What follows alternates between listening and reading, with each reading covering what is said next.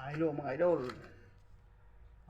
Ito na sinasabi ko na mag-upload ako ng pang debosyon o dasal pang espiritual o pag-aral ng gamutan. Ito yung i-upload ko na ito yung unahin nyo bago kayo maglarang ng episode 1. Ito yung i-upload ko, yung dasal. Halimbawa, makopya na ninyo ang episode 1 hanggang pataas. Pag makumpleto na niyo yan, ito yung gagamitin nyo.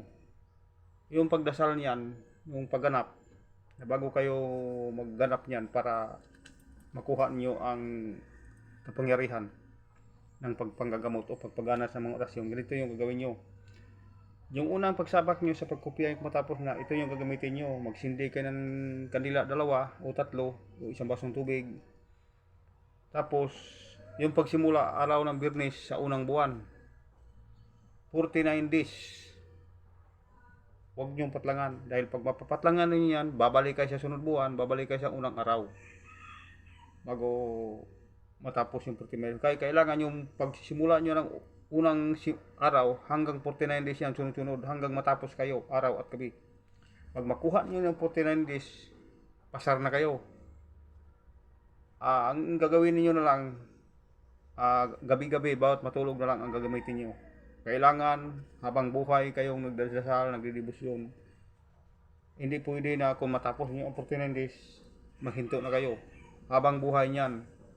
Bakit nga bang kinangalangan niyo yung mga dasal na habang buhay? Bakit?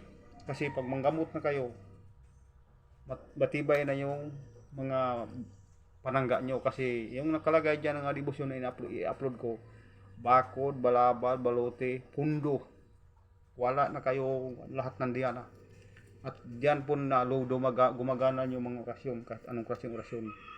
Kasi pag hindi nyo ginaganap yan, hindi gumagana sa inyo at hindi kayo pakikinggan. Ang inyong gagawin nyo, sundin nyo ang mga pamilya ko, 49 days, walang patlang, tuloy-tuloy, hanggang pagkatapos yan, huwag nyo hintuan, lagi lang araw-araw, laging araw-araw. Pagkat kayo ay tumitira ng mga orasyon na pantis panggagamot, ay mabisang-mabisa at tumalabyan. Dahil bakit? Nandyan ilalagaan mo. Yung paalala ko sa inyo, tulad ng mag-alaga tayo ng itak, laging ginagamit na walang hasa, hindi tumatalab. Pero pag laging hinasa, tumatalab yan. Yan ang tandaan mo mga idol. At sana, ito ang umpisa. At hanapin mo sa episode 1, doon tayo mag-umpisa. Kopyahin nyo hanggang patapos sa i-upload ko mga dasal. At yan, magsimula kayo magdasal ng 14 days hanggang habang buhay niya. Pag kayo ay maglararang sa panggamot. Yan ang mga idol. Maraming salamat.